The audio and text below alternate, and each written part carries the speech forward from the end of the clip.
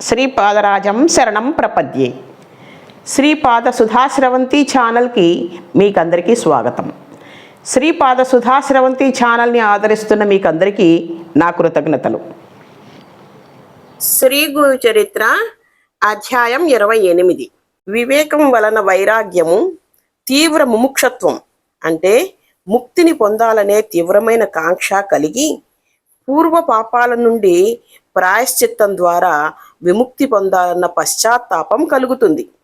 అప్పుడే ప్రాయశ్చిత్తం సార్థకమవుతుంది. శాస్త్రోక్తమైన పాప కర్మ ఫలముల వివరం వినటం వలన ఆత్మ నిగ్రహం దృఢతరమవుతుంది. శ్రీగురుడు అందుకే కర్మ విపాకమును ఉపదేశించారు. అది మానసిక భస్మం అంటే పాపాలను భయపెట్టినది. ఒక వంక ఈశ్వర మహిమను స్మరింపచేసే విభూతి ధారణ గురించి కూడా చెబుతారు. స్వయం ప్రకాశమానుడై మహాదేవుడే మహాభస్మమని ఎవరు చింతన చేస్తారో వారే భస్మదారులలో మహాభాగ్యులు, మహాముఖ్యులు అని శాస్త్రం.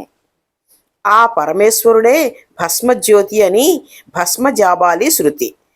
బాహ్యమైన భస్మం అందుకు బాహ్యమైన సహాయకారి అని గుర్తించాలి. 28, 29 అధ్యాయాలలో ఈ అంశాలను గురించిన వివరణ ఉంది. ఆ తరువాత జరిగిన వృత్తాంతం సిద్ధయోగి ఇలా చెబుతున్నారు.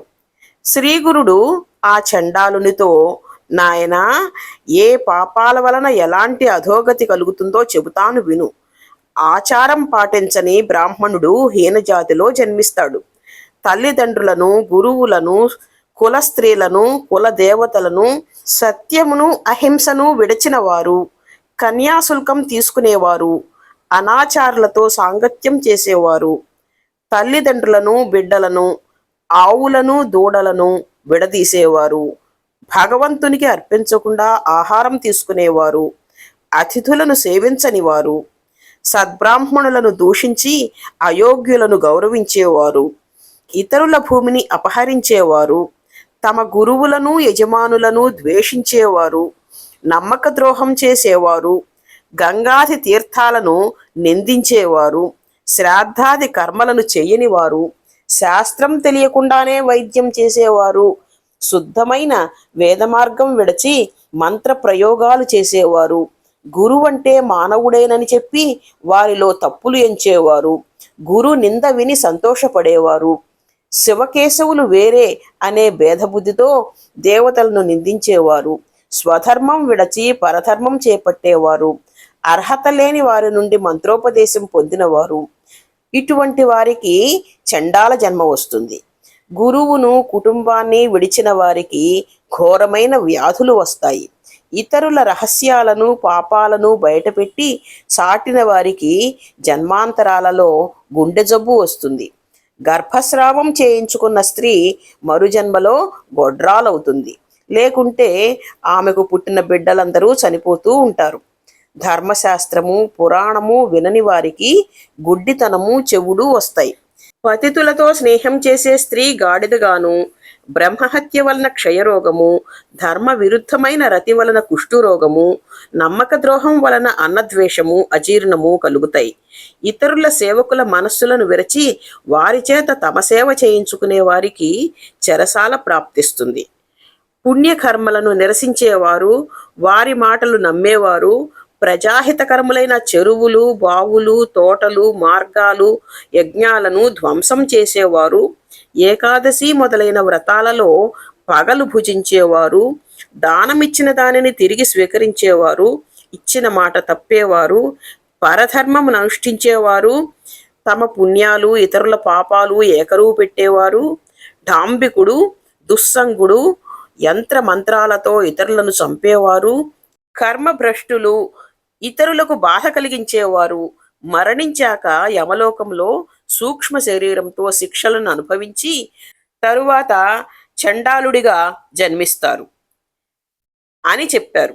నామధారకుడు, స్వామి, నాకొక్క సందేహం వస్తోంది, కానీ కథకు అంతరాయం అవుతుందని అడగటానికి సంకోచిస్తున్నాను అని అన్నాడు.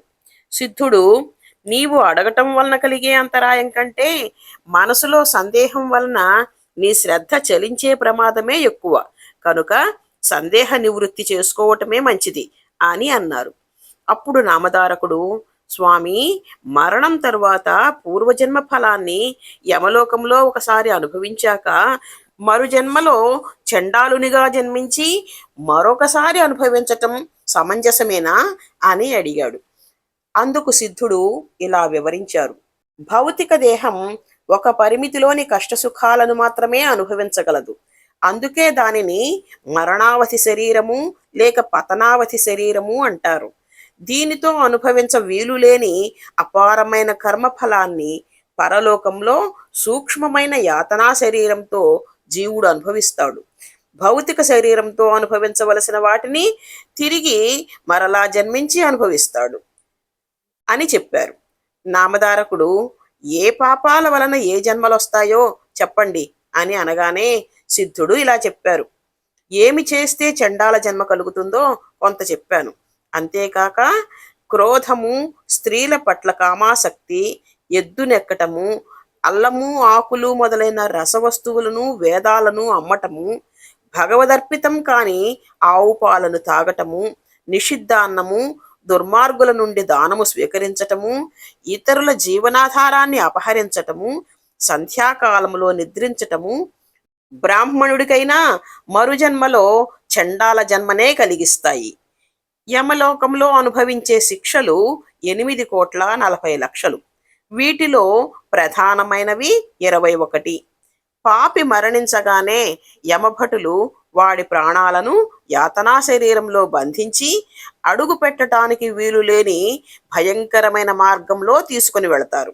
వాడు ఆకలి దప్పుల చేత నడవలేక నడుస్తుంటే యమభటులు వాణ్ణి భయపెడతారు. వాడు మూర్ఛపోతే వాణ్ణి లేపి చీము నెత్తురు ప్రవహించే వైతరణి నదిలో ముంచుతూ లాక్కుని వెళతారు. ఇలా యమలోకంలో శిక్షలను అనుభవించాక వాడు భూమిపై జన్మిస్తాడు. లేక వాసనాబలం వలన భూతంగానో ప్రేతంగానో ఉండి ఇంకా శిక్షలను అనుభవిస్తాడు.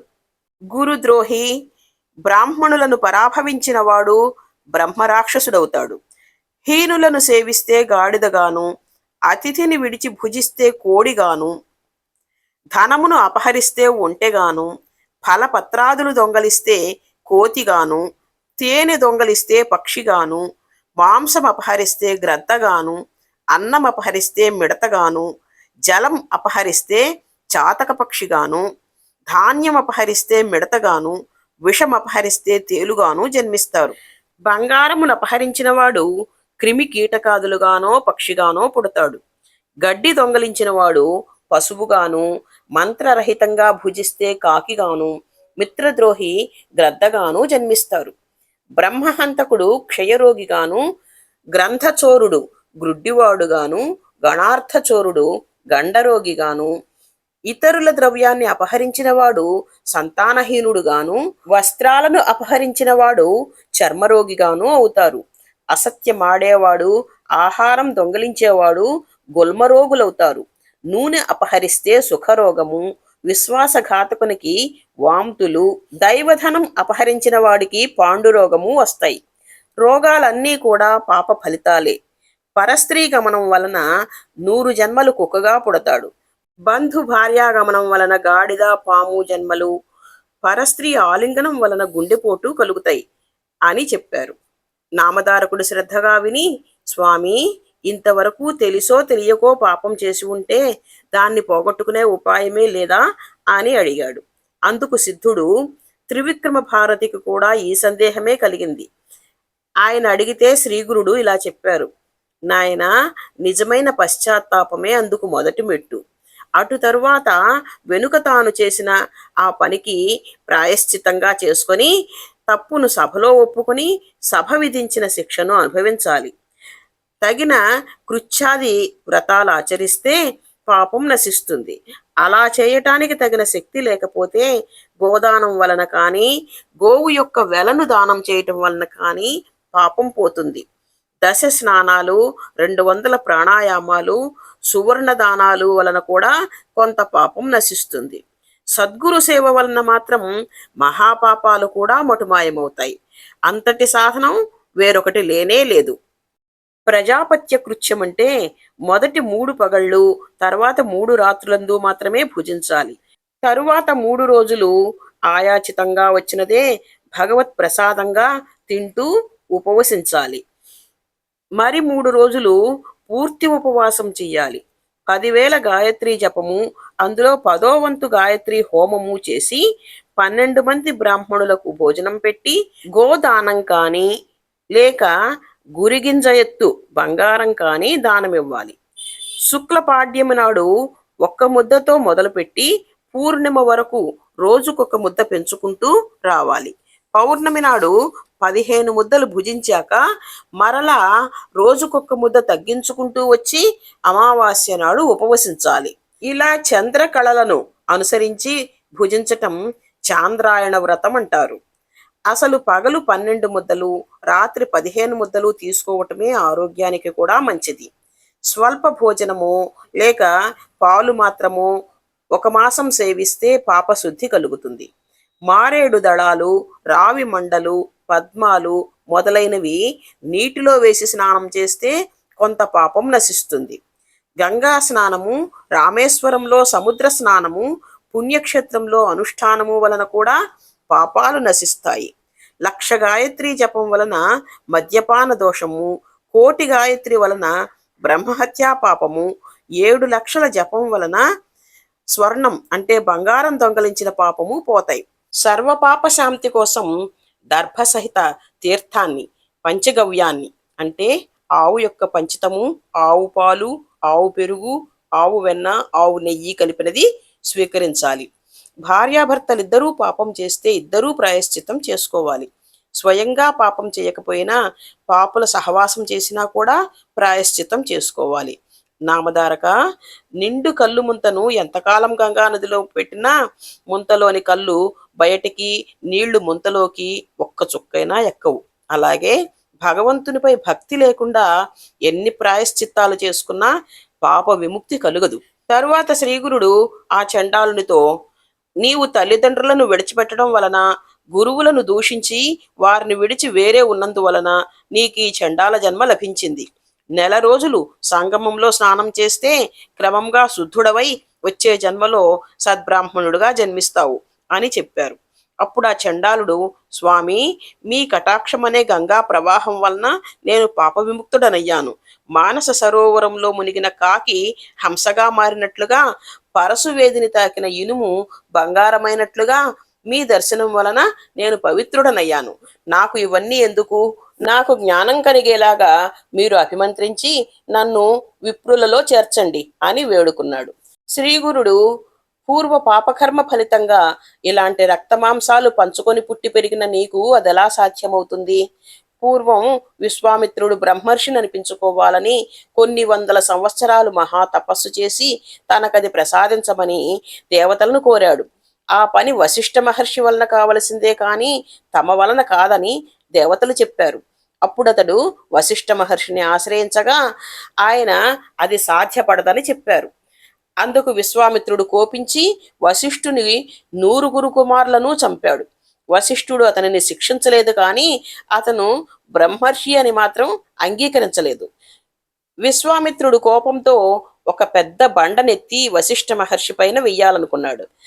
కానీ తిరిగి ఆలోచించుకొని, వశిష్ఠుడు మరణిస్తే నేను బ్రహ్మర్షినని అంగీకరించగల వారెవ్వరు? దేవర్షులందరూ ఆయన మాటనే అనుసరిస్తారు కదా. ఈయనను చంపటం వలన నాకు లేనిపోని బ్రహ్మహత్యా పాతకం కూడా చుట్టుకుంటుంది అని తలచి పశ్చాత్తాపంతో ఆయన పాదాలపైన పడ్డాడు. అప్పుడు ఆ బ్రహ్మర్షి, నాయనా, ముందు నీవు సూర్యకిరణాలతో నీ శరీరాన్ని తప్పింప చేసుకొని కొత్త శరీరంతో రా అని అన్నాడు.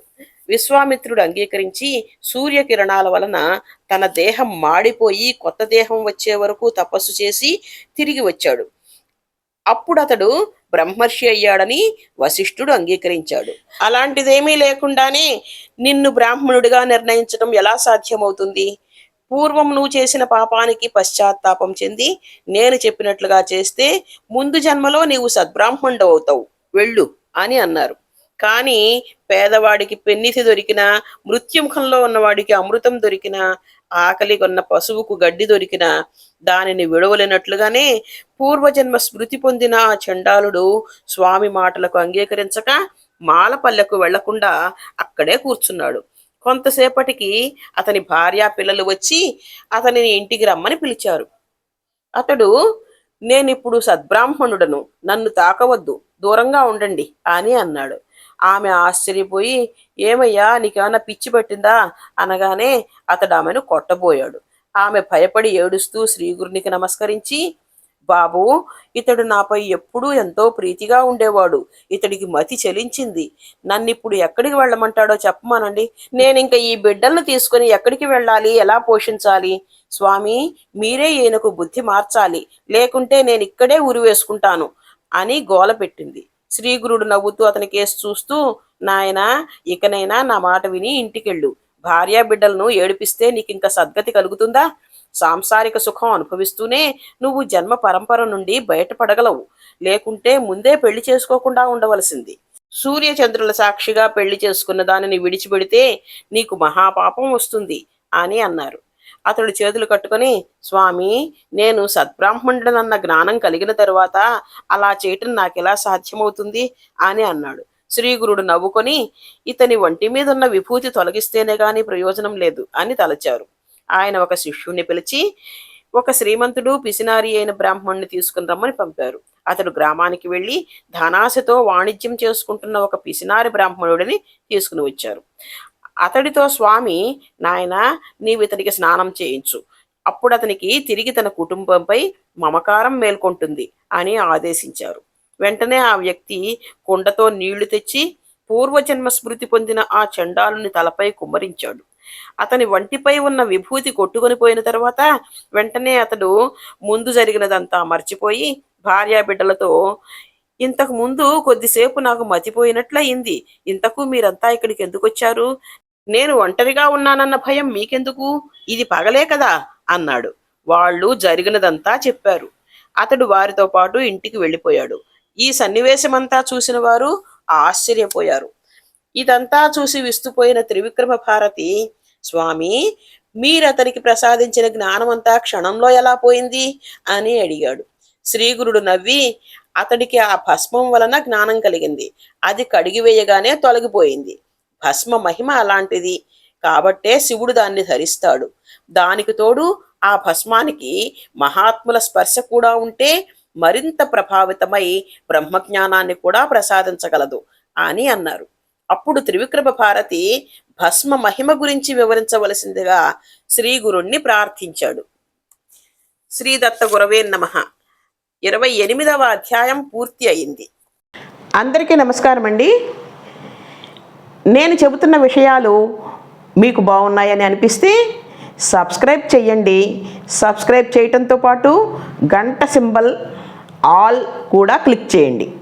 అప్పుడు నేను ఏ కొత్త వీడియో చేసినా కూడా మీకు వెంటనే నోటిఫికేషన్ వస్తుంది. మీకు ఈ వీడియోలు నచ్చాయనుకుంటే షేర్ చేయండి. మీ చుట్టాలకి, ఫ్రెండ్స్కి, తెలిసిన వాళ్ళకి అందరికీ షేర్ చేయండి. మీ అమూల్యమైన అభిప్రాయాలు, సూచనలు కామెంట్ బాక్స్లో పెట్టండి. మీకు నచ్చిందని నాకు తెలియచేయటానికి ఒక లైక్ కూడా చేయండి. ధన్యవాదాలు.